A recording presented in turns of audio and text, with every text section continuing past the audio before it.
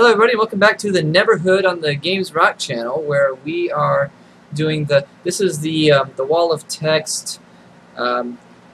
Basically, this is a side thing because these walls of text I have found are not necessary to the game, but they bring context and might be able to just give a little bit of clues later on in the game, but they're mainly just for fun and for learning about the world. So this episode will consist entirely of me reading this wall of text. It's optional.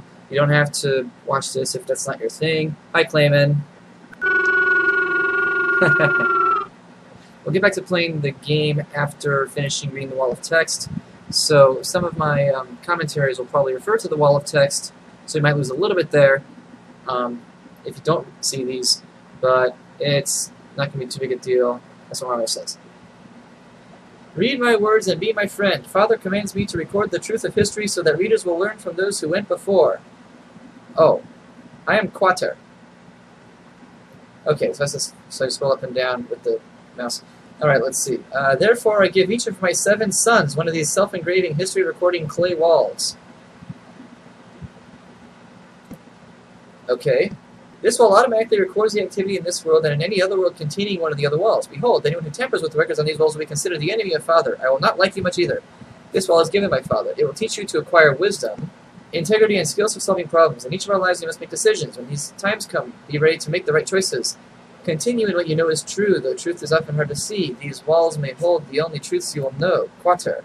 Father is a kind being whom no one has ever seen. Father is beyond our comprehension. All folks know that he was here before there ever was a here. He's happy and enjoys existing. He is said to be great and powerful, and as far as anyone knows, there was no one before him. He is from the other side. No one has ever been to the other side, but it's supposed to be a great place where there is peace without death. Quater is the only being Father has ever made. He has been a good friend of Father's for many eons. Quater is the official go-between for all beings and Father. Since he himself is a being made by Father, not much can be learned about Father by looking at Quater. But if anything is known to anyone about Father, Quater revealed it. Okay. Quater forged 7 crowns for 7 beings he created for Father to pour his approval on. Quater left the comfort of Father's presence to pioneer a new world where his beings could make their own place in order to empathize with Quater. Okay. Maybe that's the world. Okay, keep going. Yep. Agdilla. Quater made Agdilla as a kind of test subject. He gave Agdilla a crown, though he didn't have a head to seat the crown on. Agdilla is a mass of blue gas that's barely self-aware. It's said that Agdilla is a spirit of adventure. Since on the day he left Quater's homeland, traveling in a straight line without stopping. He has picked up many particles from space, which have made a happy home for themselves on Agdilla's gaseous back. He is now 1,000,000 times the size he was when Quater made him, and his inhabitants include the specks of Rylanate. Specks were in constant conflict with the specks of Rod. Rod cultivated food on Agdilla's back using their own spit. Rylanates had no spit, but occupied most of the surface. The Rylanates were disgusted by all the spitting of the specks of Rod, and didn't like stepping in it either. The Rylanates and the Rodites carried on for centuries. The conflict was never physically violent, but there was much whining, taunting, heated sneering, upheavals, and so on. The period is known as the Ubla Senster Hact, or the 3 millennia of conflict. It was really more like 2.5. An incident happened, made all the specks forget their animosity, and at the same time it exacerbated the conflict even more? How do you forget why you're mad at them and still be mad? Well, never mind, that's actually not that hard, I guess. In the 8th month, on the 27th day, during the 11th year of the 1st century of the 2nd millennium, oh my god, I'm going to have to start taking notes, aren't I? The Rylanates woke up to find a strange being of gigantic size asleep in Screnchy Park. There was a pond by his head where he had drooled. A crowd of specks gathered around the Titan for a moment as the morning hours went by. The crowd grew larger. The more the specks talked, the hubbub finally became so loud the giant awoke and sat up. He showed his great teeth and growled at them from deep within his body. The specks fed him for fear of being eaten alive. He could have easily thrown 3 or 4 other men into his mouth at once. He was very bizarre looking, even for a giant who like nothing they'd ever seen before. His head had a ring of flesh on it that started almost at the very top, then looped down and joined the head again. Okay, at the jaw. Okay, you started talking about a ring of flesh on the head, and I was thinking about Willy, but this is obviously not Willy. 3 specks, one on top of the other, could have stood up inside the ring. He had huge lips, which covered his teeth. The specks had no lips. Above the lips, also the top of the face, 2 ball-shaped things that had 1 dot within each of them. He seemed to use them to observe things, since the dots moved and pointed at whatever was speaking to him. His torso was short for his size. His legs were extremely long. Out of his chest stuck 3 spiked horns. The The Specs tried to speak to him for days upon end, tried to find out what he was. His form of speech sounded too low down and loud, deep and loud. It reminded them too much of the rumbling growl that came from deep within his body. They didn't like it. They didn't understand him. They couldn't even tell where one syllable ended and the next began. They couldn't comprehend his sentences. To avoid hearing him speak, they fed him constantly. The Rylanites did not keep a guard posted where the giant was staying. They could never have overpowered him. In any case, he never threatened them. The king had in mind to win over the giant's confidence so that he might be employed to go stomp on the rods. King Rylonite often went to the park to speak. He wanted to impress him. He had the best acrobats visit. The king commanded the unicyclists to do the loop-to-loops inside the ring on the giant's head. Oh yeah, the head. Yeah, the ring on the head. Alright. High Diver dives off his huge lips into a barrel of water.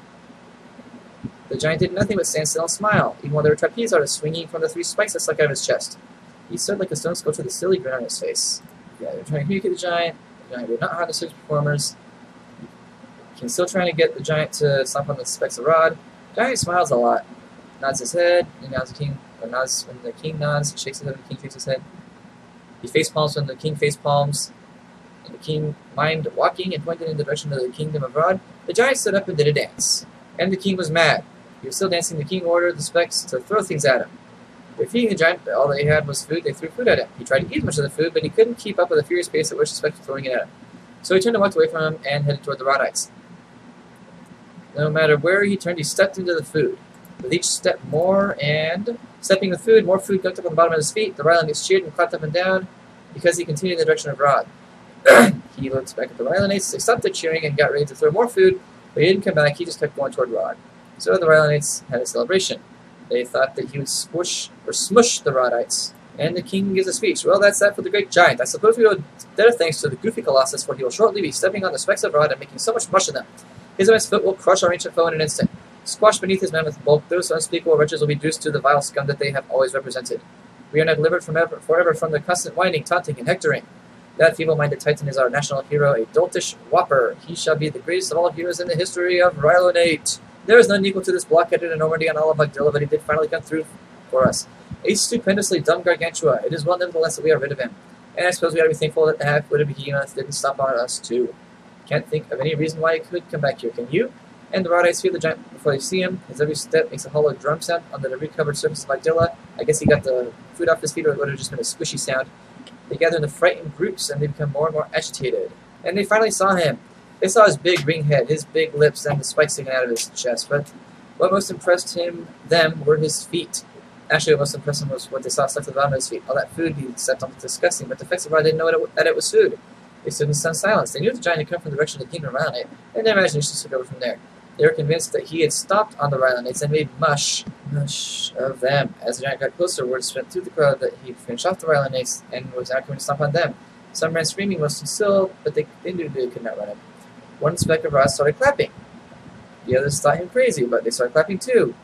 Then they're all clapping and cheering and jumping up and down. They had figured that the giant thought they were glad that the specks of Rylonite had been stumped to pudding and content to be their hero. He reached the front of the crowd. They whooped and hollered for a few minutes more. Then the crowd parted and King Rod made his way through to the front.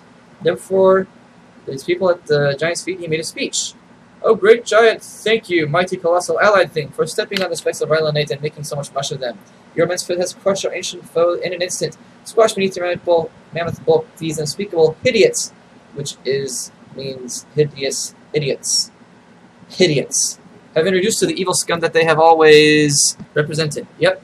"We are now delivered forever from their constant whining, taunting, and bantering. You, magnificent Titan, are our national hero. Oh, necronomical whopper, you shall be the greatest of all figures in the history of Rod. There is none equal to your fabulous enormity and all of Agdilla. You, tremendous gargantua, shall be second only to myself, unless, of course, you would rather be number one. By the way, we thank you, phenomenal behemoth, for so very much for not stomping on us, too. I can only offer our humble kingdom to you, amazing monstrosity, as compensation for the wonderful deed you have accomplished today. It is not a kingdom worthy of your grandiosity. Of course, you won't like it much. You'll probably not like anything we offer you, since all is tiny compared to your gigantean size.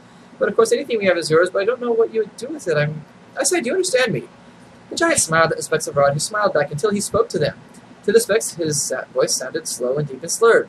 They looked at each other and shrugged their shoulders. The specks of Rod decided to go back to what they were each doing before the giant arrived. As they left, they kept looking over their shoulders to make sure the giant wasn't lifting one of his big feet to stomp on him. He didn't move from where he stood, maintained a smile until they were out of sight. Next day he was right where they'd left him, only he was sitting. So they went about the daily chores, and occasionally they'd look over the shoulders at the giant just to make sure he'd not stood up.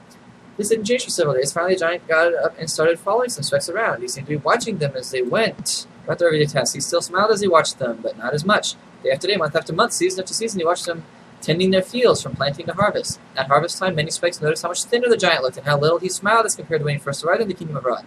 They talked about it. They realized no one had seen him eat while he'd been there. Some of the specks got together and brought food to the giant. When he saw that they brought some food to him, the giant was horrified. He got up and ran off, far away. He ran from both their kingdoms. There's no official record of when the giant was seen last or who saw him, but a few specks from both kingdoms insist that they saw the giant ascending into the heavens early one morning a few years after he ran away from the Rodites. About that time he ran off. Spies from the kingdom of Rod came to the kingdom of Rod, saw the specks of Rod were not obliterated. Their enemies weren't even bruised a little. The king was shocked and upset that, once again, the specks of Rod had foiled his own speck kingdom. He ordered a delegation. And so he met with their delegation. The Rylanites arrived at Rod. There was much shock and agitation. "You are supposed to be squashed," said the representative of Rylite. "Well, you are supposed to be squished," said the representative of Rod.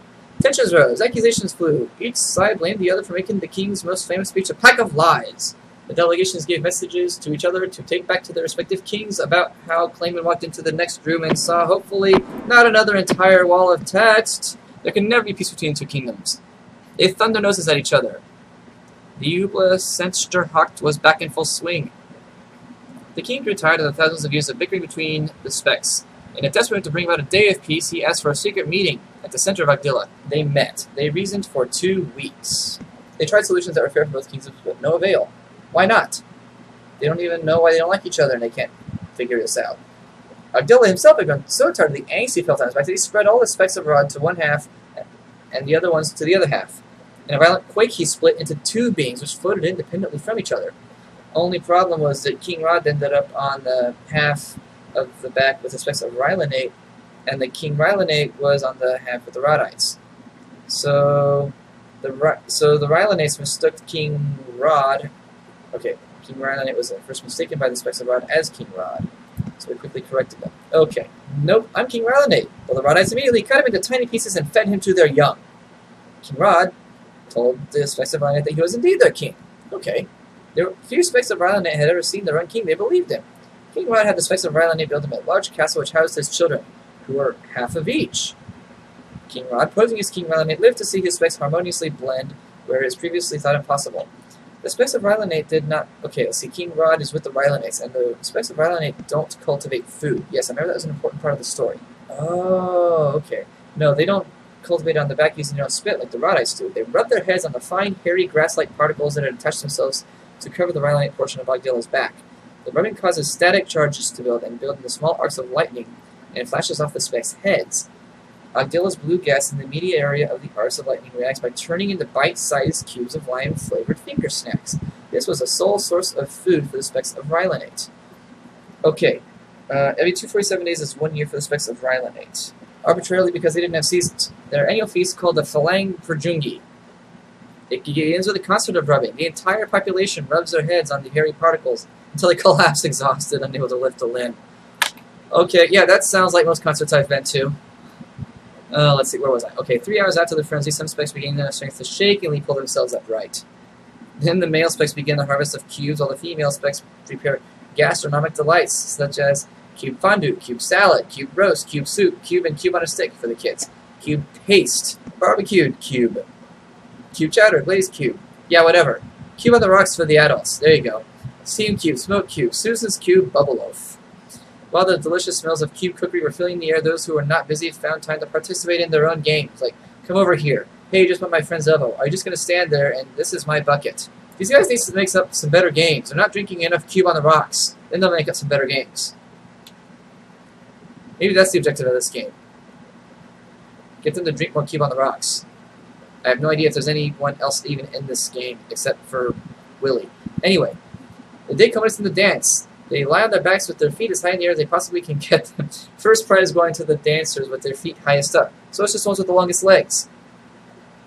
King Rod, posing as King Rylanate, used the occasion to campaign for re-election, since 12 days after the picnic was polling day. They voted every year, but they only had 2 choices. King Rod Green Ballot or King Rod Purple Ballot. Either way, King Rod got re-elected. And my wife is laughing at me because of these notes I'm taking.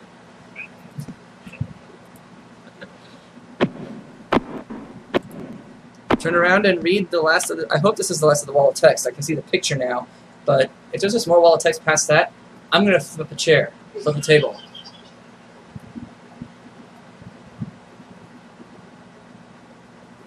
I kind of dig the story though, honestly. It's kind of cool. Alright, anyway. Suspects of... okay, so anyway... The feast was their forgotten Day of Atonement. They knew that in their past there was a definite die set aside as a Day of Atonement. But it was forgotten before King Rod took over in the position for King Royal Knight. At least I knew there was once a Day of Atonement, but the Specs could not remember what they need atonement for. And I do a really bad Cockney accent. I need to watch more of My Fair Lady. After King Rod took the throne, a Spec named Hethmet, during the demolition of a shoe foundry, he found a vague historical reference to a Day of Atonement called a Flankperjungi. The king's advisors advised the king to declare a new Flankperjungi and to have the marketing.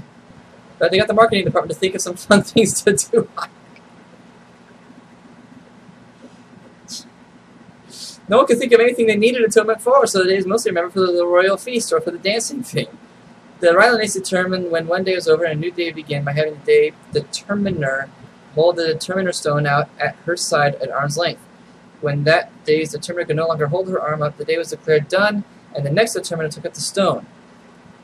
Wait, what? Oh, okay, so the day just lasts based on how long someone can hold up a stone. Being day determiner was a prestigious honor, but no she-spec was allowed to do it in more than once a year.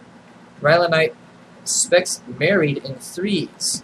Two grooms and a bride, or two brides and a groom. In either case, the spouse with the two counter-spouses had to alternate every day, being spouse to one and then the next day to the other. Each spec year, the sequence is renewed, starting with the spouse who was shorted by one day the previous year.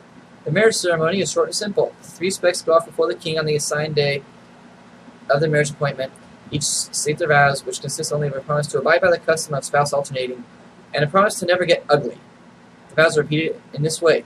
The king says to each spec in turn, "Do you blank promise to never get ugly?" They each respond in turn, "I do." And in the case of one groom and two brides, the king said to the groom, "Repeat after me, I take you to be one of my wedded wives, and you to be the other of my wedded wives."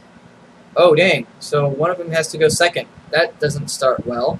How do they figure out which one goes second? Annulment usually stems from one of the two brides and one of the two grooms feeling slighted because it was not the first one named in the vow. Oh, there you go. Divorce usually stems from one spouse being cheated out of his or her fair share of marriage days on the leap year, when an extra day went to the spouse who then renewed the New Year's sequence. Okay, so I guess there's a king head, so I guess that's what a king spec looks like. I mean, you would think that that would be what Abdullah looks like, because he's a ball of gas with stuff attached to it. But the crown on his head... Oh, no, that's right. Abdullah has a crown, so never mind. That's Abdullah. BERTBERT. Quater made his next being with a form closer to his own. He attempted to duplicate himself, but because he was not as good of a man-builder as father, the being was not quite a perfect duplicate. BERTBERT was given powers of speech and reason, but he couldn't grasp that he was different from Quater. He thought that he was Quater, and instantly made 7 of his own crowns and started making his own people in his own image. Because BERTBERT was an even worse being maker than Quater, each generation looked worse and worse. By the last generation, BERTBERT's beings were not even alive. They just looked like blobs of meat. Yummy. Meat Man. And they became the cast of Super Meat Boy. Alright, let's see. Empowered by Quater to create, BERTBERT, believing that he himself was Quater, begat another BERTBERT. The second BERTBERT begat BREDBAD, a weak attempt at a BERTBERT, but with a speech impediment. BREDBAD was a wise being, the most wise of all that has been said, although no one knows exactly who said that, but it stuck. He didn't write down any of his wisdom, but his son BREDBERT, the literal, transcribed BREDBAD's lectures. Well, let's see if BREDBAD really was so wise. Let's see what he says. The wisdom of BREDBAD, the son of BERTBERT, the son of BERTBERT. I am not good by nature, nor am I naturally happy. But if I fall, it is a fault of my own, not my mom or pappy. I have been the witness of 1,000 fallen. Well, what 1,000 was that? Who made these other 1,000? For this I am not fortunate. For me it is torture-net. I ponder these till I am withered and sullen. Power is pleasant if served under glass, or eaten like pheasant, causing my voice to rasp. So I wonder if any of the transcription is losing the word and the speech impediment of BERTBERT.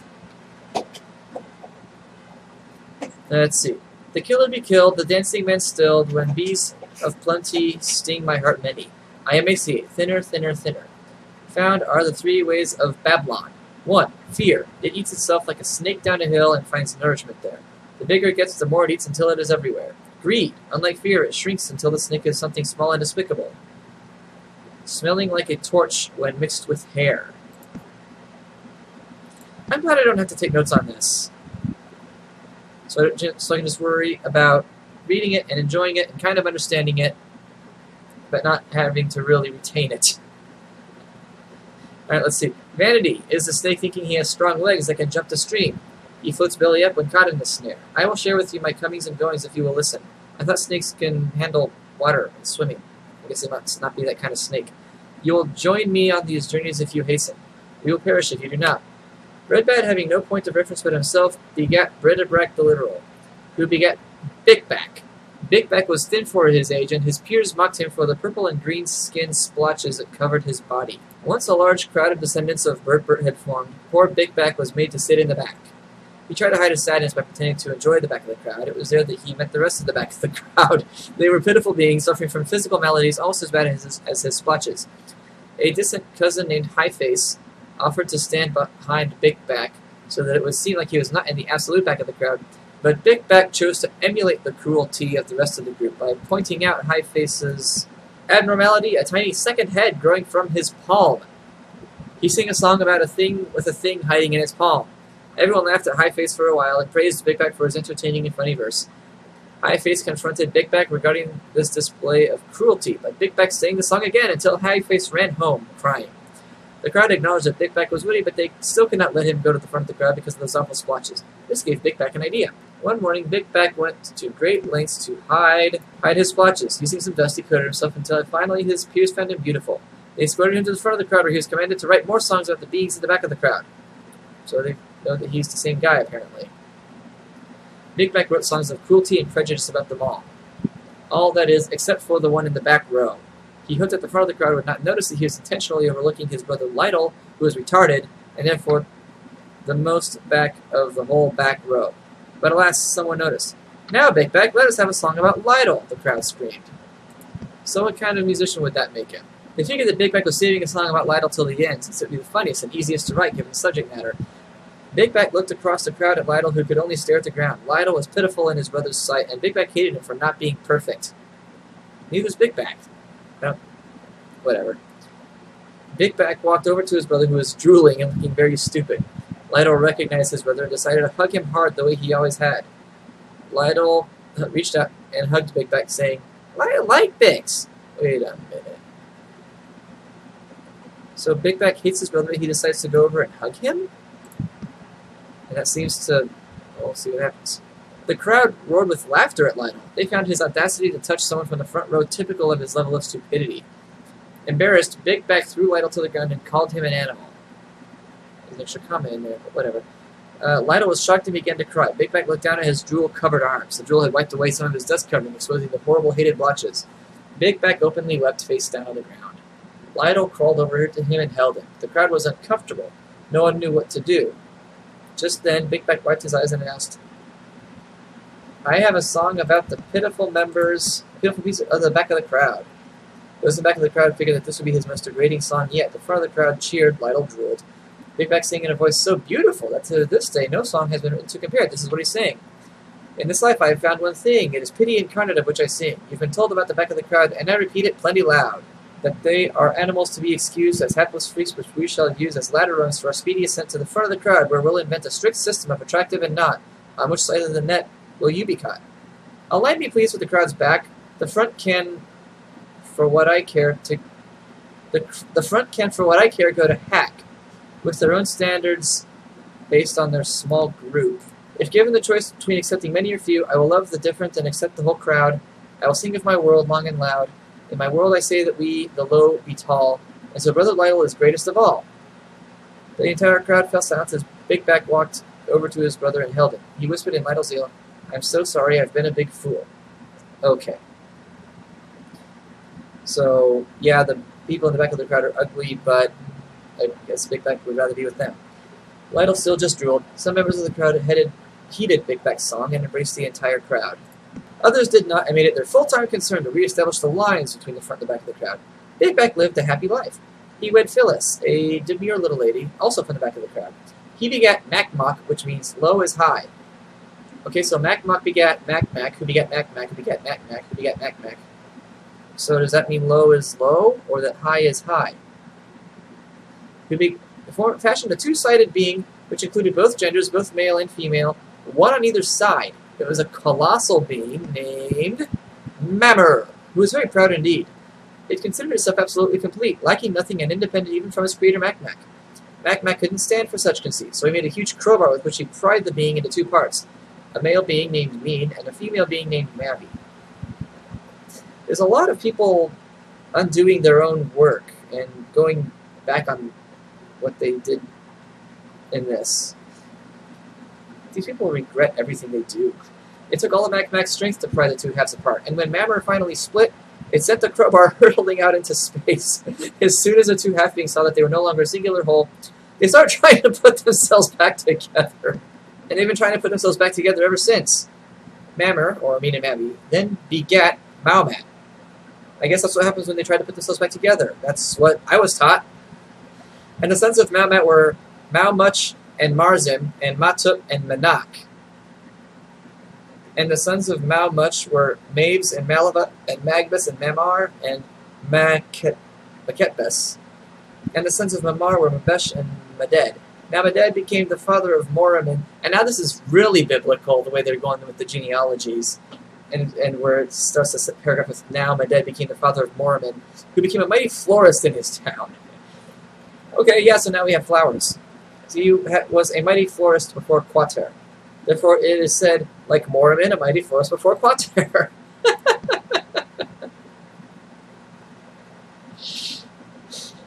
They're lampooning the biblical narrative, but it's funny. And the beginning of his kingdom, consisted of Daisy World and Rosebud and Tulip Crime, or is that Tulip Crime, in the land of Ranish.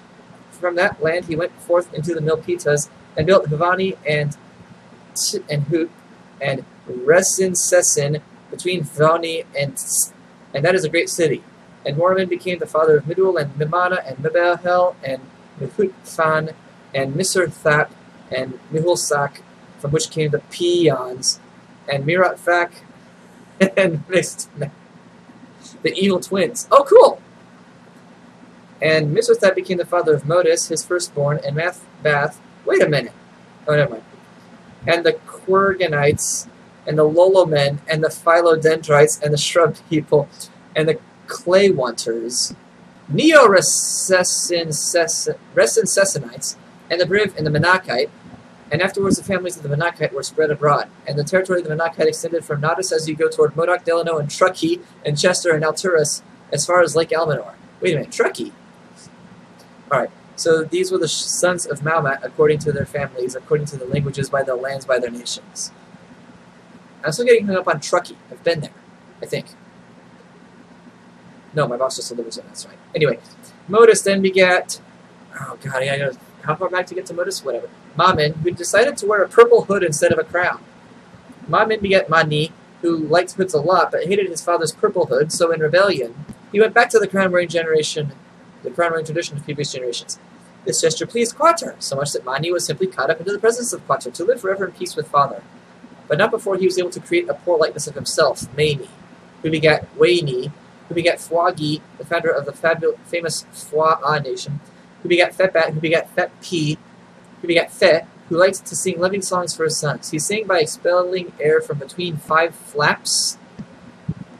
These guys make weird likenesses of themselves, who make weird likenesses of themselves. It's not too weird to figure out why they're all... But you think that if they know about Quater, if he's still in the picture, they try and make Quater. Anyway, the flaps of flesh on his back. Fess sang this way as a sincere gesture of love for his many sons, but the perpetual honking and flapping of his songs echoed up to the ears of Quater, who, after many years of tolerance, could finally take it no more. Quatar smote Fett with a bolt of energy so intense that nobody ever found a trace of his body. Fett was destroyed in the prime of his life, but not before he was able to create 13 sons. Oh, lovely. Fett's 13 sons were Cluff, Cloud, Klimt, Cleft, Clack, Clink, and 5 sons, all of whom Fett named Kloppen Homwinwitz. Yes, I did not have to repeat myself. I got it all in the first try. Because he couldn't think of another name until the birth of his last son, Klay. In the Foie legends are the stories of Fett and his 13 sons. His favorite son was named Klay, meaning give me more like this one. Fett often had his sons watch the Foie cattle herd in an attempt to teach them the value of hard work and the responsibility of caring for the herd. Foie cattle had 3 genders: female, he-male, and 3 male. 3 males have the gender characteristics of all 3 genders. So if you are, okay, so there's 3 genders and you are one of them, but you have the characteristics of all 3. So how then do you have the characteristic of your own gender in addition to the other 2, and the defining thing of your gender is to have the characteristic of all 3? There's some, not meta game, but the other kind of meta going on there. When the females were nursing, they exuded foie gherkins from their hide. Foie gherkins were the staple of the foie diet. Klay was the youngest of Fett's sons. He was also the most responsible, and he was the only one who listened when Fett spoke to his sons, and the legends Fett P had told him of father and Quatar. So Klay is Joseph. The other sons spent most of the time listening to their father's songs, but avoiding work, dreaming of ways to spend their inheritance as soon as their father died, which happened sooner than they thought it would. On the other hand, Klay spent his time tending the family herds of foie cattle with such care that many thought it was his own herd. It was the largest herd of foie cattle in the nation of Foie, next to the Emperor's own herds, and Fett certainly appreciated Klay's care. They haven't really said anything about the Emperor, I don't think, unless it was one of the guys we named in the previous genealogies. To show his appreciation, he slaughtered his finest foie calf and had the hide made into a fine pair of shorts for Klay. Yeah, Klay is definitely Joseph. Fett's other sons considered Klay an obstacle to their fun, so they started spending a portion of their time planning ways to get rid of him. While Klay was out herding the foie cattle with his brothers, he would often bring back a bad report to his father of how the other sons abused the herd, and often secretly swolled foie gherkins for where the long fit. Klay boldly told his brothers that while they were dreaming up ways to avoid work, he was dreaming of being Emperor of Foie.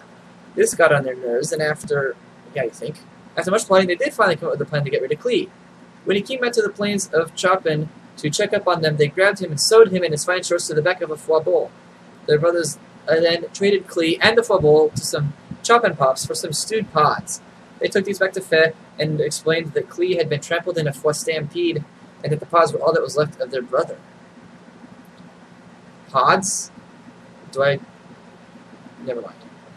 Fett mourned for 88 years the death of his favorite son, Klay. Meanwhile, the Chopin Pops, never noticing Klay sewn back to their new foie bowl, traded to the Emperor's herdsman for a pack of Gaza smokes. Now, an Emperor likes a clean herd of foie cattle, so his herdsmen scrubbed the foie cattle daily. While they're scrubbing the new foie bowl, the Klay was sewn to, they noticed him, crying out, begging to be released. The herdsman released Klay to the custody of Portinchippa, the Emperor's bodyguard. Portinchippa made Klay his butler, and Klay took on the responsibility much as he did with his father's herd of foie cattle. Portinchippa was not home much, what with all the responsibilities of his own job, but when he was home, he didn't fail to notice Klay's meticulous care of the house and household matters. He actually did a better job than Portinchippa would have done himself. Portinchippa would have been jealous, but he enjoyed the spare time too much. That'd be me. In these days, each time Portinchippa had been out on one of his many trips away from home with the Emperor, his wife, Pet and Pippa, started making eyes at Klay the way she should only be making eyes at Portinchippa. Klay was no fool. He knew what Pet and Pippa was up to, so he warned her with the warning his mother always used. He said, "If you don't stop making eyes like that, they're going to get stuck that way." Pet and Pippa couldn't stand to be rejected, so she kept making eyes at Klay. Sure enough, her eyes got stuck. She lied to Portinchippa when he came home that night and told him Klay had dressed up like Portinchippa just to get her to make eyes at him. Portinchippa beat Klay to within a foot span of his life and threw him into jail. But Quatar did not forget Klay. Okay, Quatar is not like God, because Quatar doesn't make perfect copies.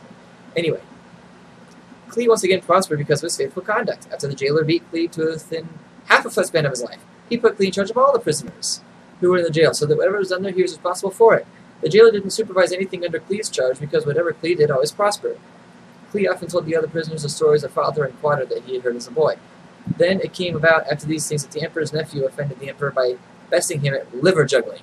The Emperor was furious with his nephew, so he took away his status of Emperor's nephew, gave it to some guy who happened to be walking by, and put his nephew in confinement in the jail, the same place where Klay was imprisoned. I'm going to try something here.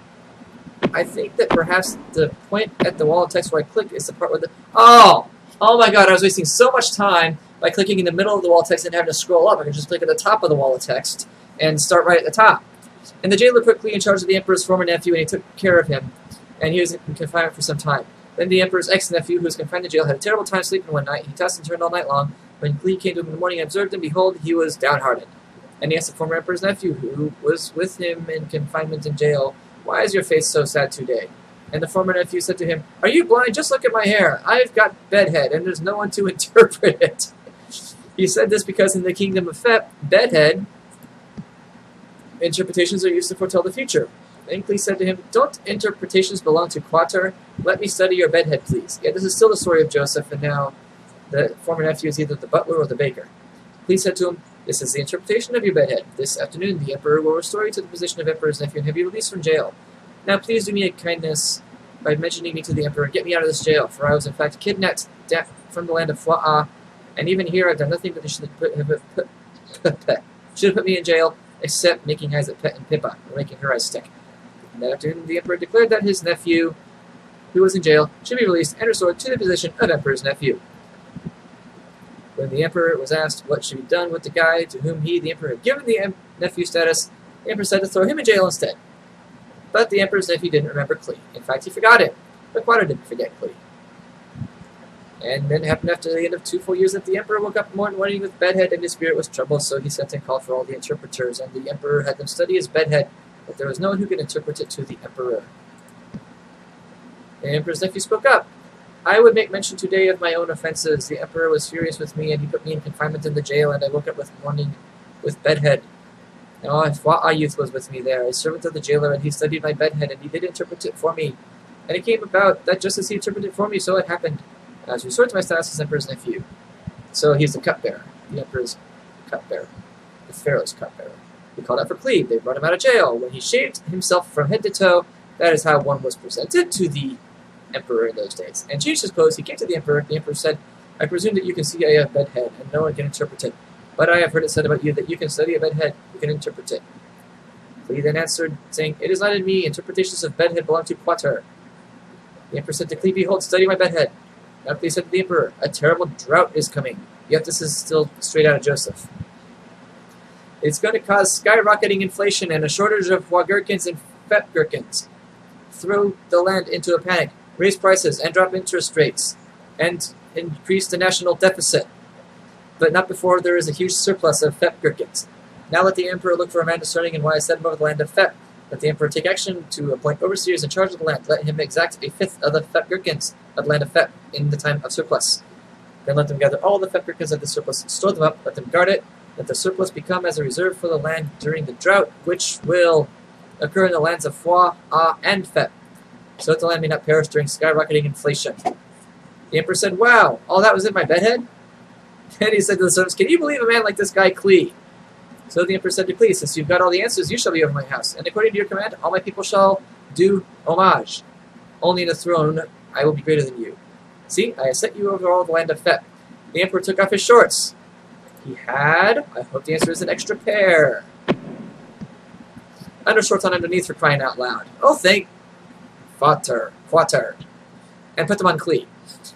And he had him ride on the second vehicle, and the servants proclaimed before him, "Bow the knee." And he set him over all the land of Fep. Moreover, the emperor said to Klay, "Though I am the emperor, yet without your permission no one shall raise his hand or foot or left eyebrow in all the land of Fep."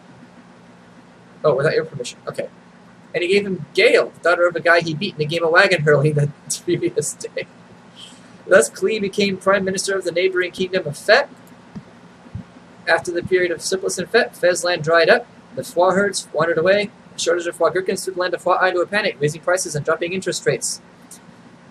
The Feb boys, Clough, Clough, Clow, Clint, Cleft, Clack, Clink, and the 5 sons, all of whom Fen named Clop and Hum in... Dang it, I didn't do it right this time. Clop and Humwinwits, because Fep couldn't think of another name until he thought it was last time Klay, were forced to trek out to Fep and trade their prized chopping metal statues for Fep gherkins, dreading the odious Fep aftertaste. For Fua hate Fep gherkins. To them they are dirty. Not Fep dirty or Fua dirty. The Fua are so conditioned to despise Fep gherkins that just thinking about the Fep aftertaste causes a physical reaction. Simply seeing a Fep gherkin has been known to cause a Fua to go pale and become woozy.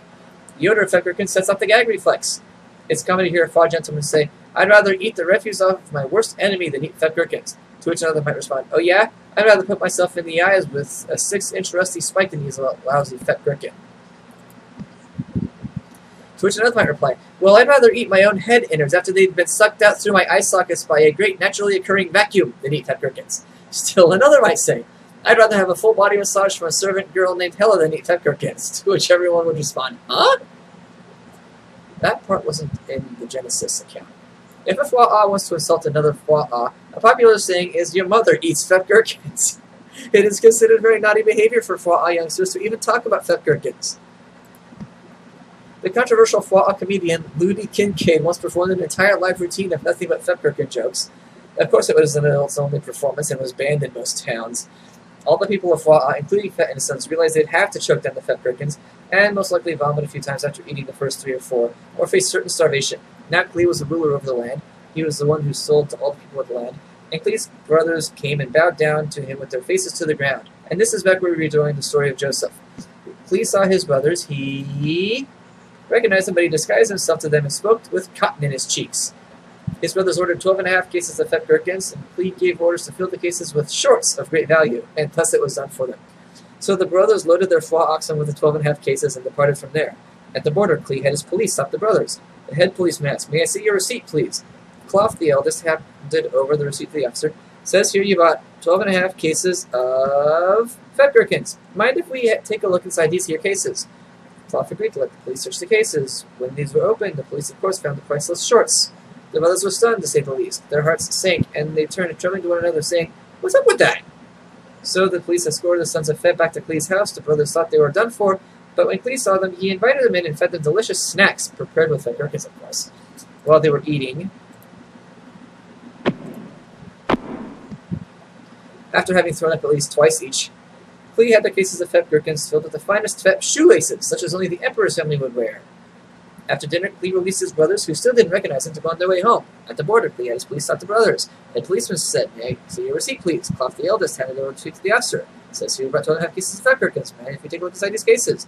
Cloth agreed to let the police search the cases. When they were opened, they, of course, found the precious shoelaces. The brothers were stunned, to say the least. Their hearts sank, and they turned trembling to each other, saying, what's up with that?